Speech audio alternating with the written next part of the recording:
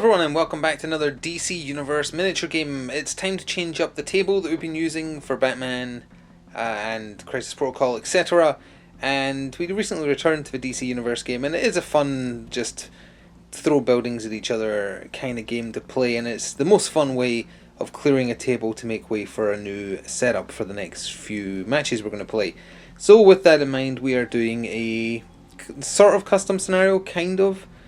Themed around following on from the last one we did. So if you didn't see that, go check it out. It's essentially the death of Superman, and we'll go into more details about what that means for this one as we look at the two sides.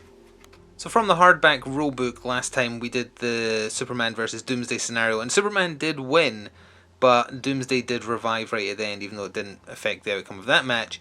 Let's just say that when he came back, he managed to beat Superman, and we went into the, what was the animated movie called, like Day of the Supermen or something like that. It's when Superman is presumed dead, so all the pretenders to his name appear. Some of them good, some of them neutral, some of them evil. So we're going to be running with that, and as such, the hero team, this time, working with 50 levels again, is being led by Black Suit Superman, which is the cheapest way to get Clark Kent Superman anyway, on the table, but he starts super weak. He's armed with guns, although they're not even kryptonite guns, they're just guns. And from turn 2 onwards, he starts getting his superpowers back until, I think, turn 4 he's full power. Turn 4 or turn 5, he's full strength. He's also being joined by Superboy, so he uses telekinetic powers to give himself super strength, etc. He has to spend his power at the start of his activation to give himself superpowers, so if he doesn't go first, there's a turn where he's super weak. Then we have Steel, just a man in an iron suit, a steel suit, I guess, with a big hammer, but quite powerful, and also kind of taking up the Superman name as well. And then another new addition, the first you're seeing of some new additions on the table that will be gone over in the next Getting Stuff Painted. Dr. Fate. I don't know too much about Dr. Fate, honestly, so I can't tell you much about him, but he does do mystic damage, which basically everyone is weak to. So we'll be seeing a lot of that. He does have an interesting rule though, where he cannot hurt anyone who hasn't hurt anyone yet, or tried to anyway. So he can't hurt an enemy on the other side unless they've at least tried once to initiate an attack, which is a little interesting foible. And here is the villainous slash kind of neutral, not sure team, being led by the very certainly evil Cyborg Superman, who has technomancy skills or metal manipulation. Then we have the Eradicator, and he is neutral. He wants to protect like Krypton and Krypton's name above all else. So he is classed as neutral for the purposes of the DC Universe game, which means he can be on evil sides or good sides. So he's in this team as a villain this time, just to balance the teams out a little bit. And then just helping them claim the role of Superman, we have Mongol, who is an alien and is in the box with Cyborg Superman. And we also have Lex Luthor in his power armor, and he does his kryptonite missiles and such, so he can actually hurt Superman. And I think that about covers it. These are all, again, along with Dr. Fate, some new miniatures painted up for the channel. They'll be talked about in the next Getting Stuff Painted. As for the rules that we're going to be playing for the scenario today, we'll get both sides deployed just on either table edge, and then talk over how the points are going to work. So here we are at deployment. The good guys are deployed on your left up to 6 inches, because that's what this game uses, unlike 8 in the Batman one. The villains are on your right. We don't know who's going first yet, because you have to pull a die from the Bag of Destiny. Blue for the good guys, red for the villains, but we'll do that in a second. Once we show the lineup, so Dr. Fate is there. We also have, Superman is hiding behind the Batmobile, because again, at the start of the game he's super weak, so he's not going to be front and center. Steel is here, and then Superboy is over there, and then the villains are basically deployed in a line, so Mongol, Lex Luthor, Eradicator, who has 12 power, so he has a lot to spend, and then Cyborg Superman with 11. Now Lex is a mastermind, so he would normally take away a die, put an extra one in, but Dr. Fate is also a mastermind, so they cancel each other out in terms of that. So that means there's an equal 50-50 chance. There's 3 of each colour in here because again the two masterminds cancel each other out. So first activation, as I get a text message, I'm cursed with these videos recently, it will be the villains going first in battle round 1. It would of course help if I remembered to cover how the scoring for this is going to work. So because this is all about Clark Kent Superman in his black suit and the pretenders trying for his crown, the rules are going to be very simple. 1 victory point per model incapacitated, but Black Suit Superman Down on your left there is going to be the swing vote. If he's alive at the end of the game, it's 1 bonus victory point for the good guys. If he's down, it's 1 bonus victory point on top of the one just for a model being incapacitated for the villains. So they're going to be gunning for him, and he wants to hide until his powers come back, and then he can start fighting properly. The other thing to mention, and you might notice, there are some counters on the table now. One over there, and one by that lamppost. That is because of one of Cyborg Superman's rules, which is not well written at all. At the start of the game, place 4 30mm markers anywhere on the board at least 2 inches away from each other. While in range of the markers, this model can spend 2 power counters to make an attack trow that marker, measuring the range and line of sight to trow it. Obviously they mean through, but it doesn't say, it just says while in range. It doesn't classify what the range is, and they forgot to write a range on the attack. It's a dash. Now, because he can place them anywhere, he's put one right next to Superman, and it does not seem fair that he's able to attack through that turn 1 before anyone can do anything, so I'm going to say he has to be within 12 of one of those markers to use it. But again, there's nothing specified, but that's just trying to keep it fair, because then at least he has to move forwards a little bit to do it, and that exposes him to counterattacks. So with that, I think that covers everything. Now we can get started. So it was Cyborg Superman who got the game started. He flies at his top speed 15 inches. So you can see him there between the two buildings, but we're going to come around here for a better view. And that did put him within 12 of the technomorphing icon he put next to Superman. So he measured an attack from there. Oh, forgot to mention though, he has a rule called Madness. So for every action you want to take with him, you do a willpower check, and his willpower is like 9, I think. If you fail it, the action costs 1 more power rather than what it would normally cost. He passed the roll for flying, and he passed his roll for initiating an attack. He did his once per game super punch, but he measured it from the icon next to Clark over here. Clark boosted his physical defense, but he doesn't have the resistance to physical damage yet. He doesn't get that until round 5, and as a result it got through for full damage. Cyborg Superman did overload it, so he spent all his power because it's base 5, then 2 for doing it through there, plus 1 for overloading it, and then also he spent 3 to fly. So if he had failed any of his willpower rolls, this turn wouldn't have been possible. But yeah, Superman got smacked for a massive 5 damage, and that is his turn, but he is defenseless over there now. Superboy activated, and he spent 1 power to boost his natural strength by 2, putting him at Superman levels of strength 5. He then spent 2 to move just 8, he didn't bother giving himself the ability to fly this turn. He spent 3 to pick up the building with his strength 5 that was there, and chucked it at Cyborg Superman. He did not succeed in his agility roll, so it would have done full 5 damage, but he has resistance 2 against physical, so that comes down to 3. Then he did a telekinetic blast, which is a conal wave. He passed that agility roll, so Cyborg Superman took half damage and just took 1 instead. So a total of 4 damage, and Superboy is left with 1 power to boost the defense if he needs to. So you might notice another building is gone. Mongol activated next for the villains, and this is I think the Night models really messed up when they were making his and Cyborg Superman's cards. I don't think it's a coincidence they're both in a pack together, and they're both poorly written. He has the fly keyword. I don't know him from the comics or anything like that, because I'm not familiar with him at all, so I don't know if he can fly.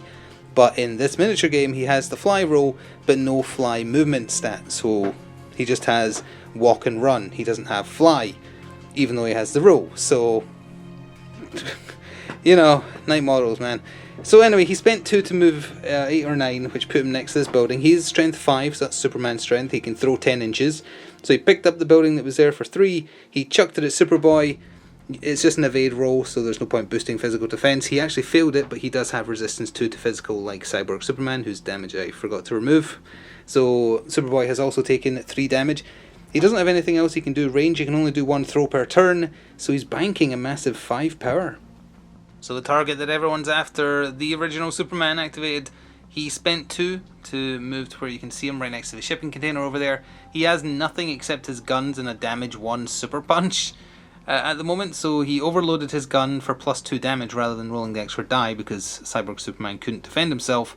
And the hit did get through for what would have been 4 damage with the bonus 2 added on, but Cyborg Superman reduced his energy damage by 2 as well, so he took 2 more damage. He is 3 away from dropping into his pale zone of his health bar, which doesn't actually affect his stats in any way whatsoever, but still, he's getting there. Oh, and afterwards Superman banked 2 power to defend himself with. Eradicator activated next with the most power on the table at 12, and he can also fly 15, so he spent 3 to fly, and there was no buildings to get in his way now, so he just shot straight down the table. He seems really powerful. He has power transference, he has power master, so if he overloads an attack and it gets through, it does +1 damage. So he got as close as he could, and then he used his heat vision rather, overloaded it on Superman, who did buff his energy defense to try and defend against it. However, it got through for 2, and then plus the Power Master bonus. Now, Heat Vision is a once per turn ability, and there's nothing to pick up and chuck, so Eradicator has had to bank 6 power, but his next turn is going to be scary, because he seems very, very powerful. Dr. Fate activated next, and he's had quite enough of the bullying going on against Superman, so he decided to swing into action against 2 people who have attacked, so they are fair targets based on his passive that he can't attack anyone who's a pacifist, basically. So he can fly, but he can only fly 14 max, so he spent 3 to do that, and then he did his once per game Glyph of Osiris, which is 5, but he overloaded it to get Pierce 3, which means it keeps on going for however much the Pierce is, 3 inches in this case, and it'll target scenery and people that get pierced through. So he did it against Eradicator, and because it pierces 3, it also hit Cyborg Superman, and as you can already see, they both have rubbish magic defense. That's the thing about Kryptonians. They all are garbage at defending against magic, and Dr. Fate does nothing but magic. So he struck them, and he struck them hard. 5 damage to Eradicator. You just apply the same roll to anyone else hit, and you can't buff your defense against it, although even if they had, the roll was too good to do anything against.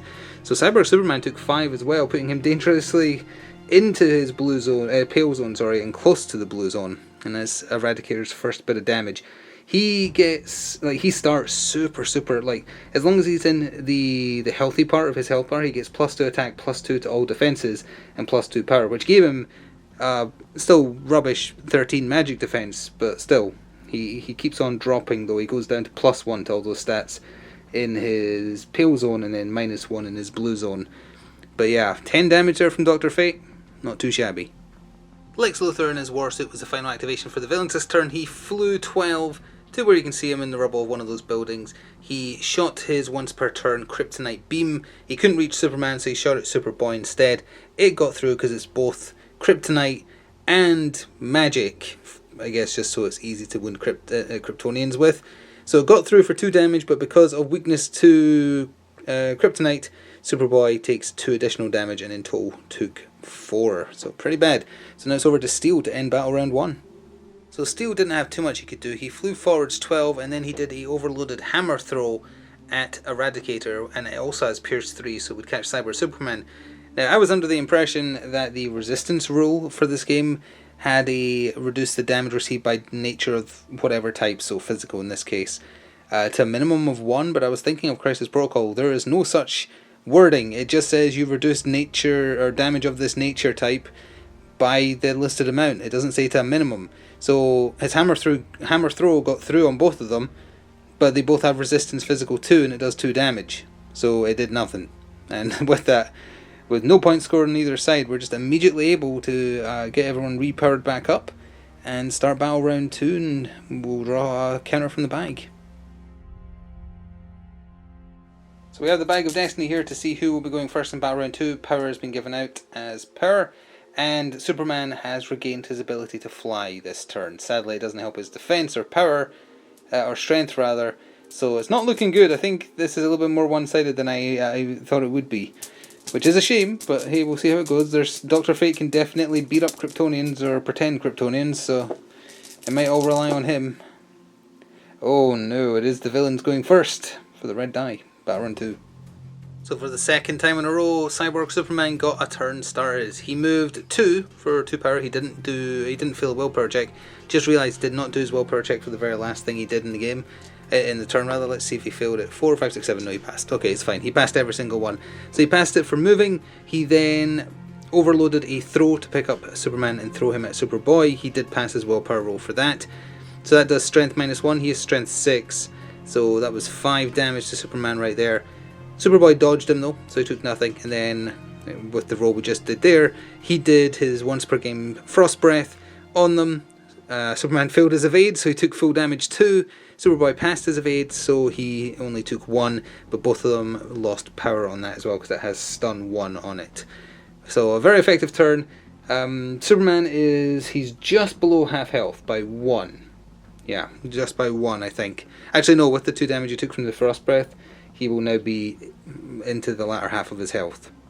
Black Suit Superman was the first one up for the heroes. He overloaded for +2 damage, meaning he's still just rolling 2 dice for his gun attack, point blank into Cyborg Superman, who spent his 1 remaining power to boost his energy defense for the turn. Didn't matter though, it got through, so obviously the +2 damage is negated by his natural +2 resistance to energy damage, but the base damage still got through, so that's 2 more damage done to Cyborg Superman. I believe he has like 6 health left. And then the remaining 3 power Clark had, he spent to fly away 15 to hide down here. Lex Luthor activated next. Sensing his moment of triumph, he spent 3 to fly 14, which put him within range to do his once per game hidden missile, which is a magic element Kryptonian missile, so it would do double damage if it got through. That's the roll he did, which even though Superman's magic defense is a paltry 13, adding on all of his attacks, which I think is +1 for him being healthy, and then 6, so adding on 7, that's just 10, so he wasn't able to do it. Had it gone through, it wouldn't have killed him, but it would have left him on 2 HP. But Lex messed up. That was his once per game. He still has his Kryptonian Death Beam, of course, but that was a potential 6 damage, which on Mystic defense, magic defense as well, which would have been good, but he blew it. Superboy activated and spent 2 power, 1 to boost his strength up to strength 5 and the other to make his attacks do +1 damage. He spent 2 to walk next to Eradicator and then spent 4 on an overloaded throw attempt. Eradicator spent 1 to boost his physical defense to try and avoid it, but he failed. So he got picked up and thrown over there. There was a phone there. He got thrown into the phone, which got destroyed on impact. He takes, well, this is where it gets a little complicated. He takes user's strength -1, which would bring it down to 4, but the bonus damage would put it back up to 5, and then he's resistant to physical for 2, so it comes back down to 3 damage all said and done, which is a shame because it puts him exactly 1 away from his pill zone, where he would lose +1 to all his defense, attack, and power. So that would have been very handy, but at least he got thrown away, so it'll be harder now for him to reach Superman all the way down here. And Superboy banked 1 power for defense. Eradicator was having none of that. He spent 3 power to pick up the building he'd been flung next to, and he chucked it at Superboy, who did actually manage to pass his agility roll and took no damage from that. So he spent 2 to walk or like super speed himself right into Superboy's face, and then spent all his remaining power for an overloaded, so 6 power in total on this. His once per game super punch. He smacked Superboy in the gut with it, pushed him back 6 inches from the impact. It does 5 damage, but thanks to him having resist physical 2, it's reduced down to 3, but still painful. Superboy is 1 damage away from going into his pill zone and being very close to death. Dr. Fate was next up. He moved just his base move of 4 right next to Eradicator, spent 4 for an overloaded pick up and throw, or grab and throw rather, picked him up, chucked him. Now after damage reductions and whatnot, he only did 1 damage, but as previously discussed, that's enough to knock him down a peg, so he's lost some stats now, which is important. He then did his once per turn range. It's called Amun-Ra Blast. 3 base damage, 8-inch range, magical element, and obviously, as you can see, that got through, so he took another 3 on top of that. Cyborg Superman dodged. He passed his agility roll from Eradicator being chucked into him, and Dr. Fate has banked 1 power, so it's over to Mongol to end the turn for the villains.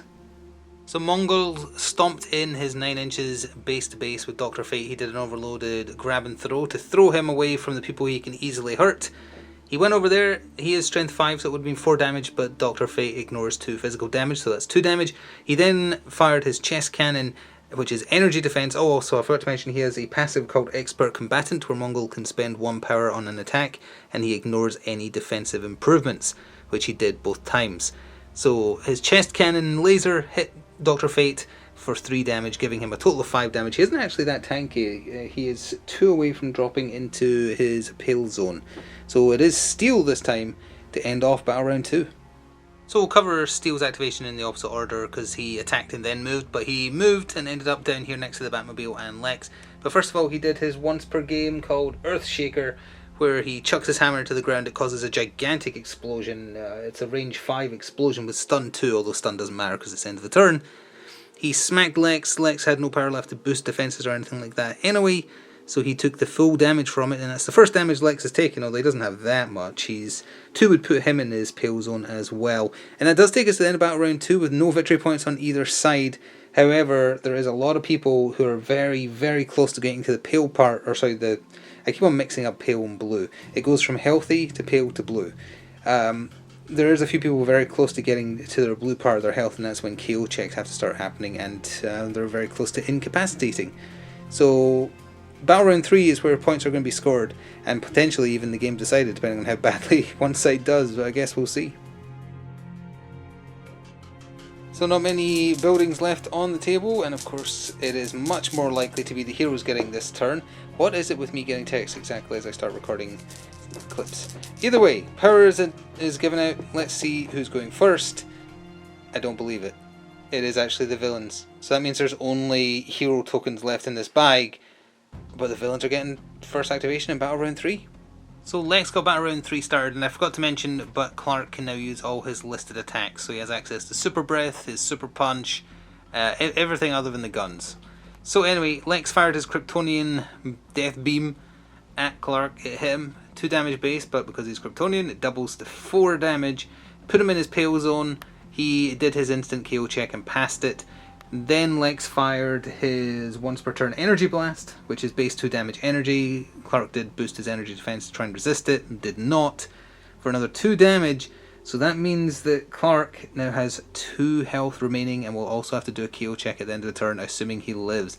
Lex went incidentally instead of Cyborg Superman because he is just outside of 15 from Cyborg Superman, so he wouldn't be able to do like his best attacks. Plus he's burned his Super Breath already as well. So using his new refound heat vision, Clark tried to use that on Lex but rolled poorly, so then instead spent 3 power to flee with his flight up onto this building to try and get away from danger. Also, just pointing out, totally forgot that when a model is thrown by another model, they should be knocked down, which costs 1 power to stand up. That has been getting totally forgotten by both sides. So it's even, but it has been getting forgotten. So now it is over to another villain. Eradicator moved into base to base with Superboy, picked him up and threw him into the fencing here, which exploded around him as he hit into that shipping container there. It would do 5 damage. He has resistance 2, but he did overload, so that's also a +1, so all said and done that equals 4. He then overloaded a heat vision, which would normally do 2 damage, which he would be able to avoid with the resistance 2 to energy, but he overloaded it, so Power Master makes him do 1 more damage, and that is exactly enough. The Superboy is incapacitated. He is out of the fight, and that is 1 victory point to the villains. Dr. Fate, who had been up there thrown into the car, spent 3 on his 14 of flight to move all the way down here. He could not get into base to base with Eradicator or Cyborg Superman. He fired his Blast of Amun-Ra, or whatever it was called. His Amun-Ra Blast, yes. At Cyborg Superman. It got through for 3 damage. And then he spent his 4 remaining power on Binding Fate, I think it was called. No, that was his once per game, which is no use on Cyborg Superman. He did Memory Erasing. So you target an enemy model within range, they forget a power that they can't use this turn, so Cyborg Superman is incapable of using his laser vision, his heat vision I mean, for this turn, just in case he could sort of position himself. I don't think he can get close enough to throw this building, so he probably can't see Clark either way, but now he also can't shoot at someone either. I forgot to mention that did also put Cyborg Superman into his pale zone. He passed his KO check though, so he can still get a turn on the assumption he goes before someone potentially takes him out. So Cyborg Superman walked up to Dr. Fate, tried to grab and throw, and actually failed, which is the first time this match it has failed. He was going to get chucked up the table again for Mongol to deal with, but no, he could not. So then he just tried to do a Super Punch for 4, and that also failed. He is 1 less attack because of him being in his blue zone so close to death, so that definitely didn't help. So now it is just over to Steel. And the unfortunate thing with Steel being here, which was not considered ahead of time, all his attacks other than his once per game does 2 physical damage, and everyone except Lex on the table, actually no, Mongol only blocks 1, reduces physical damage by 1 received.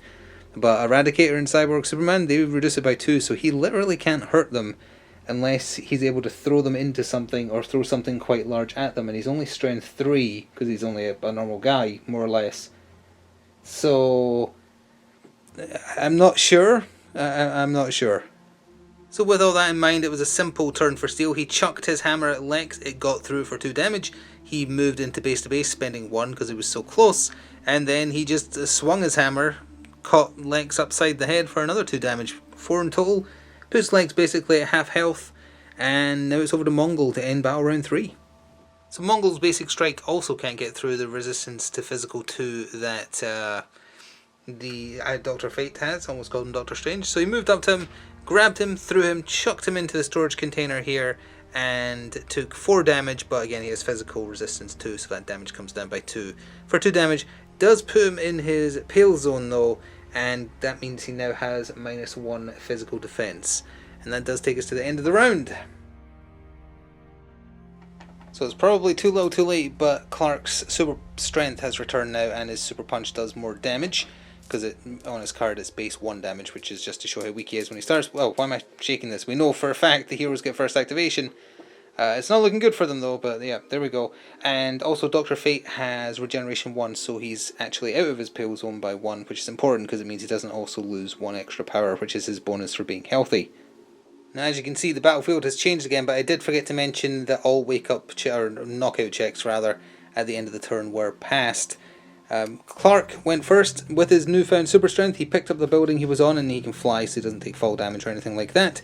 He chucked it, and he can chuck it 12 because he's strength 6, which was just enough to reach Eradicator, and only Eradicator, who did not dodge it. As it turns out, he's got pretty bad physical defense for a super person, and he takes 5 damage with the strength -1, but then reduced by 2 because of resistance to physical damage. So he took 3, but that wasn't enough to put him in his pale zone, his blue zone, sorry. And as a result, he failed his KO check on the spot, and he's knocked out. He could still activate if he passes a test to get it, but then he'd be -2 power as well, 1 to stand up, 1 for waking up. And then Clark spent 3 power to run away over here, and he's banking 1 power. Mongol activated and fired his chest cannon at Dr. Fate. It got through, and he spent the extra power to ignore defensive buffs. It did 3 damage, taking him back into his pale zone. He then walked into base to base with him, tried to do a normal punch, again forgetting that because he resists or lowers physical damage received by 2, even if it got through it would have done... Well actually no, that's not true, he could have overloaded it for 2 damage. But either way, it didn't... If the roll on the initial 2 dice was nothing, so it wouldn't have mattered.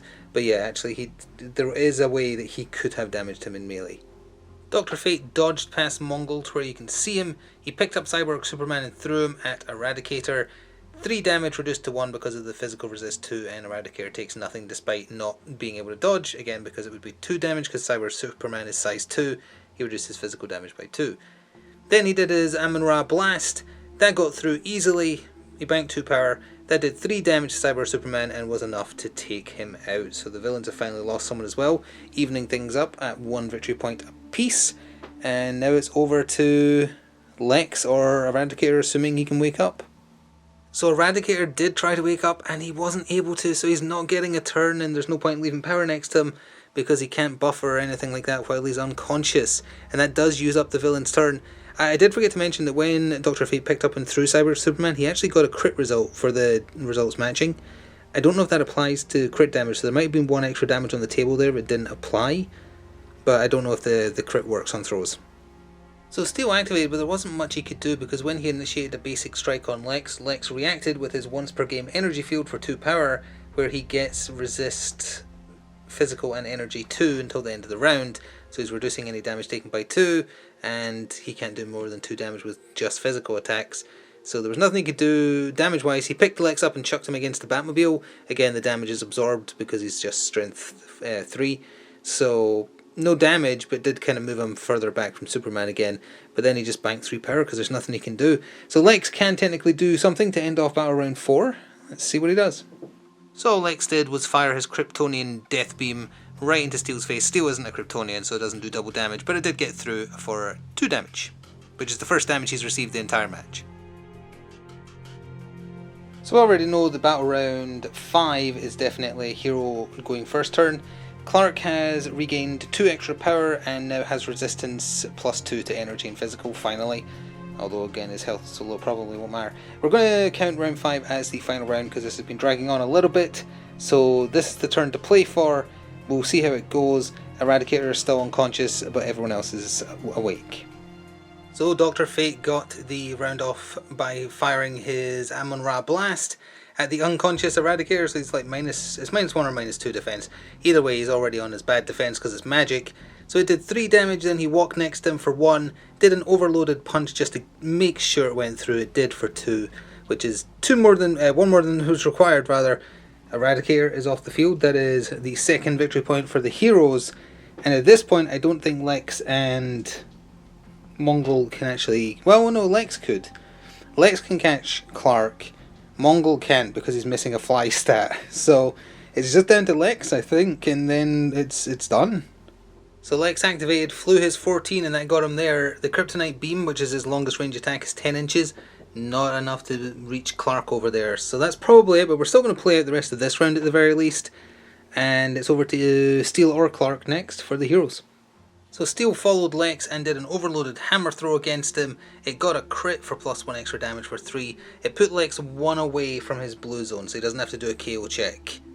Last villain activation, Mongol fired his chest cannon at Dr. Fate, hit him, and it did 3 damage base. He then walked up to him, picked him up, chucked him into the Batmobile. It would do 4 damage, but Dr. Fate reduces that by 2. Now that did put him in his blue zone, and he failed his willpower roll, or stamina roll, whichever it is. Either way, he failed it badly. So he is knocked out, although he's already had a turn. That probably won't matter. If we did do another turn, Mongol would almost certainly kill him. But I think that's not going to matter just because of the swing for Clark living. Because we know the heroes get final activation in a theoretical turn 6. Either way, it is over to Clark to end the turn and the game, I think. So Clark flew forwards into base to base with Lex, did an overloaded, super punch, but not the once per game one, for 4 damage. He then picked Lex up and chucked him into the boxes here. Clark had the last laugh because that is more than enough to take Lex out for another victory point. And as I said, the heroes are getting the first activation in the what would normally be turn 6, the final turn of the DC Universe. Superman just needs to run away. Mongol can't catch him, and that would be 1 extra victory point. So even if Mongol took out Dr. Fate, it doesn't matter because the heroes are leading 3-1 presently. So that is going to be the end of the game. So certainly a fun way to clear a table ready to make up a new city design or forest or whatever else for the miniature games we play here on the smaller 3x3 table.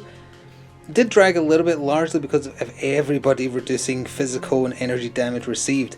I used to, way back in the day when we first started doing these videos, play it wrong. I thought it added on to your defense value, but sure enough in the hardback rulebook it does say it reduces damage taken by set amount, and there is no mention of to a minimum of 1, which means that they really need to rethink that and errata that, because characters like Steel, who outside of a 1 per game attack has only attacks that do 2 damage, unless you get a crit I guess, he literally can't hurt Kryptonians or anyone else who has resistance 2 for that matter. Dr. Fate had resistance 2, who had resistance 1. Mongol had resistance 1, so he could have hurt him.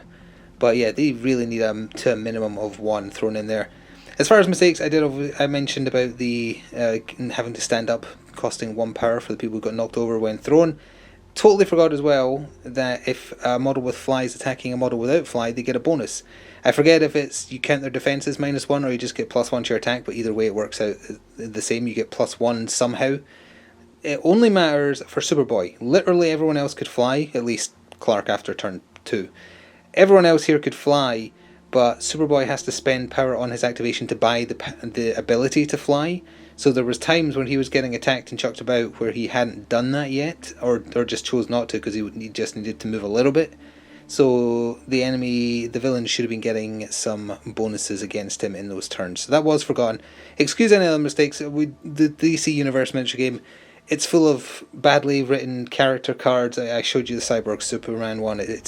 The Cheetah one is still the worst card I have ever read for a character card, and the rules are, they're simple, but at the same time they're simple to a fault.